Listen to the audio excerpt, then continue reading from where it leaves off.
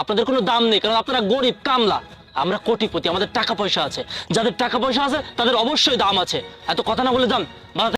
অহংকার, টাকার অহংকারে তো মানুষকে মানুষ বলে মনে করো না। ম্যানার বলে কোনো জিনিস তোমাদের ভিতরে নেই। ভাবি, ভাবি কে? এখানে আমার মেয়ে থাকে, এটা আমার মেয়ের বাড়ি। ও কেন ভাবি ভাবি করছো এবার বুঝতে পেরেছি। তার মানে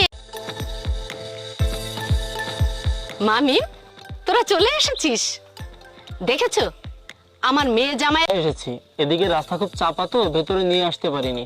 আমার মেয়ে জামাই গাড়িতে চড়ে এসেছে, নিজেদের গাড়ি। কোটি মিথিলা দেখে যা কে এসেছে। আরে ভাই কামরুল, কি ব্যাপার, কেমন আছো? তোরা কেমন আছিস? এতক্ষণ ভালোই ছিলাম, কিন্তু এখন আর তোকে দেখে ভালো নেই। দেখ তোর অবস্থা, তুই নিজের পছন্দে বিয়ে করেছিস, হয়ে গেছে। এখানে আসার কোনো ইচ্ছাই আমাদের ছিল না, শুধু মা আর ভাইয়া বলেছে তাই এখানে এসেছি, না হলে এই অজপাড়া গায়ে কেউ আসে? আর আমার একটু গরিব, তাতে কি হয়েছে বল? দিন শেষে তো আমরা একই মায়ের সন্তান, আমরা তো দুই বোন, তাই না? আরে একটু গরিব কি? মেয়েকে বিয়ে দিয়েছি বড় লোক কোটিপতি জামাই দেখে, আর তুই প্রেম করে বিয়ে করেছিস একটা কামলাকে। আর তোর দেবরও কামরুল ভাই, তুমি মায়ের কথা কিছু মনে করো না, আসলে বলো, কি বলবো? বলছি আপনি একটু বাজারে যান তো। বাজারে কেন? কিছু লাগবে তোমার? হ্যাঁ লাগবে, ওই আমার জন্য ওইটা লাগবে। আলামিন, তুমি ভুলে যেও না আমি তোমার বড় ভাইরা, তোমার সম্পর্কে বড়। তুমি তো দেখছি ভালোই বেয়াদব। তুমি আমাকে ইশারা ইঙ্গিত দিয়ে কি সব বোঝাচ্ছ? তো মানুষকে মানুষ বলে মনে করো না। ম্যানার বলে কোনো জিনিস তোমাদের ভিতরে নেই। হেই, আপনি আমাকে চিনেন? আপনি সামান্য একটা বিষয়ের জন্য আমাকে কতগুলো কথা জান। বাধা থেকে আমার জন্য ওটা নিয়ে আসেন। তাই থামো, তোমাকে চিনতে আমার আর বেশি বাকি নেই। তুমি যে কি সেটা আমি ভালো করে বুঝতে পেরেছি। তুমি তোমার বড় ভাইরা মেহমানের মতো থাকবে। কি পেয়েছোটা কি আমাকে? যখন তখন দিন নেই রাত নেই, এটা আনতে বলছো সেটা আনতে বলছো। আমরা গরিব মানুষ বলি কি আমরা মানুষ না? না, আমরা খেতে খামারে কাজ করি, শস্য উৎপাদন করি, সেইগুলো দিয়ে ব্যবসা করে তোমরা আজকের এই ফুটানি দেখাতে পারো। এগুলো যদি আমরা না করতাম না, তাহলে তোমাদের ওই খেতে গরিবরা মানুষ। আরে ভাইরা,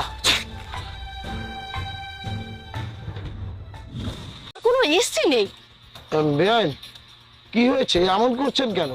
আই সেটা কিসের বিয়ান? এই কামলা কি শুরু করেছো বলো তো?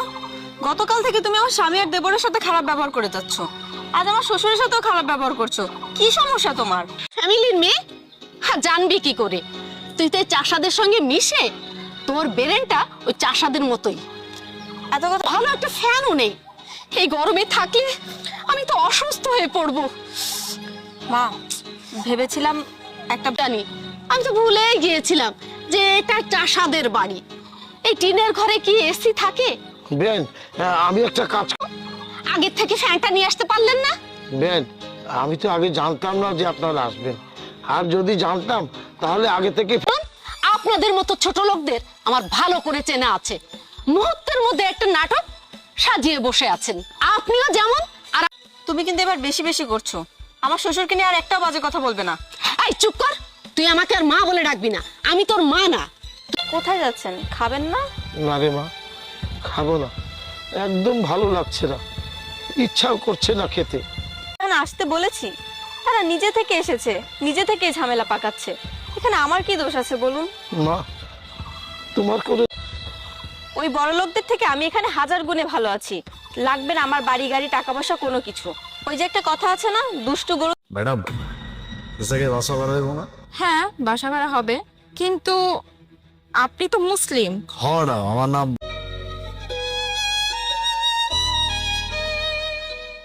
ভাইজান। বাসা ভাড়া হইব? হ্যাঁ বাসা মারা মুসলমান। হ্যাঁ মিয়া, এনে মুসলমান ধরা দেওয়া হয় না, এটা হিন্দু এলাকা, জানেন তো? জান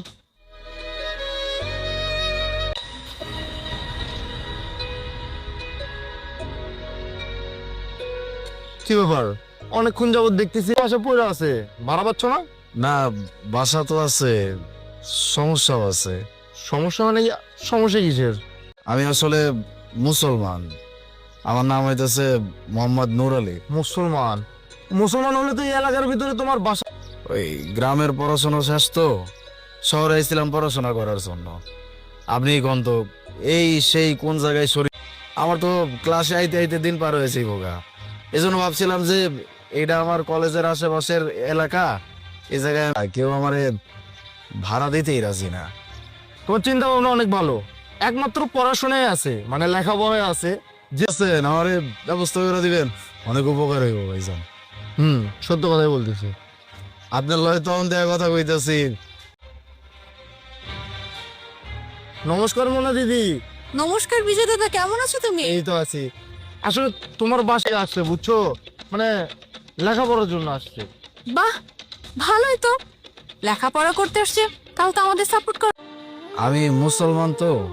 মুসলমান মানে মুসলমান বলে এর জন্য কেউ বাসা ভাড়া দিবে না? এটাও কোনো কথা? উনি তো এখানে পড়াশোনা করতে আসছে, তাই না?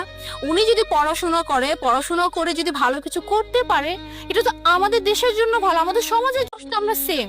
আর তার থেকেও বড় কথা, আমাদের ধর্মে এটাই শিখিয়েছে যে মানুষ হও, মনুষ্যত্ব শেখো, নাকি এই ধর্ম নিয়ে কারণ নাই। আমার এই উপরতলা ফাঁকা আছে, আপনি কালকে উঠতে পারেন, আর আপনার পড়াশোনাও খুব সুন্দর মতো চালিয়ে যাবে। আর এছাড়াও যদি কখনো আপনি আমার অনেক বড় একটা উপকার করলেন, নয়তো সেই গ্রাম থেকে আসা যাওয়া করলে আমার পড়াশোনাটা আর হইতো না।